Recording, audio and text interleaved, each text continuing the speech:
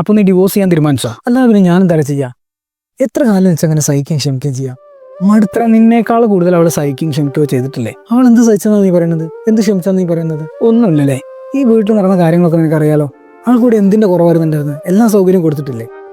എടാ, നിങ്ങൾ ഒന്നിൽ പരസ്പരം സ്നേഹിച്ചിട്ടുണ്ടോ?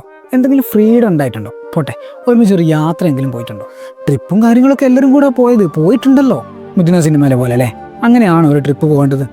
എടാ, അതൊക്കെ എല്ലാ വീട്ടിലും നടക്കുന്ന കാര്യങ്ങളല്ലേ? അങ്ങനെയൊക്കെ തന്നെയല്ലേ നടക്കുള്ളൂ. അങ്ങനെയൊന്നും അല്ല. കല്യാണം കഴിഞ്ഞ് കഴിഞ്ഞാൽ ഭാര്യയും ഭർത്താവാണ് ഹണിമൂണിന് പോകേണ്ടത്, അല്ല എല്ലാവരും കൂടെ അല്ല. കല്യാണം കഴിഞ്ഞ് വെച്ചാൽ അച്ഛനെ അമ്മയൊക്കെ ഒഴിവാക്കാൻ പറ്റുമോ? എടാ, അച്ഛനും അമ്മനെയൊന്നും ഒഴിവാക്കണം എന്നല്ല പറഞ്ഞത്. നീ അവർക്ക് പരിഗണന കൊടുക്കുന്ന പോലെ അവൾക്കൂടെ കൊടുക്കണം എന്നല്ല പറയുന്നത്. നീ പറഞ്ഞു വരുന്നത് എന്താ? അപ്പോൾ എടാ, നമ്മളെ മാത്രം വിശ്വസിച്ച് നമ്മളെ സ്വപ്നം കണ്ട് നമ്മളെ സ്നേഹിക്കാൻ വേണ്ടി അവരുടെ വീടും വീട്ടുകാരൊക്കെ വിട്ടു വന്നവരാണ്.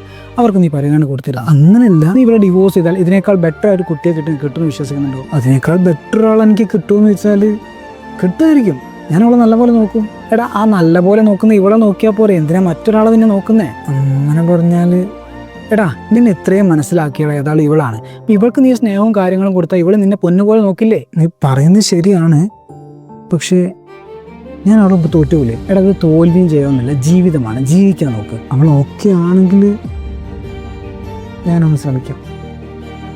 പക്ഷെ ഞാൻ തോന്നു കൊടുക്കില്ല കേട്ടോ. എടാ, ഇവിടെ താന്നു കൊടുക്കലൊന്നുമല്ല, നീ വിജയിക്കുക ചെയ്യുന്നത്. നീ പറയുന്നത് ശരിയാണ്, പക്ഷേ എടാ, ഒരു പക്ഷില്ല. ഞാൻ അവളോട് സംസാരിക്കാം. നീ ഓക്കെ ആണോ? ഓക്കെ, ഞാൻ ശ്രമിക്കാം.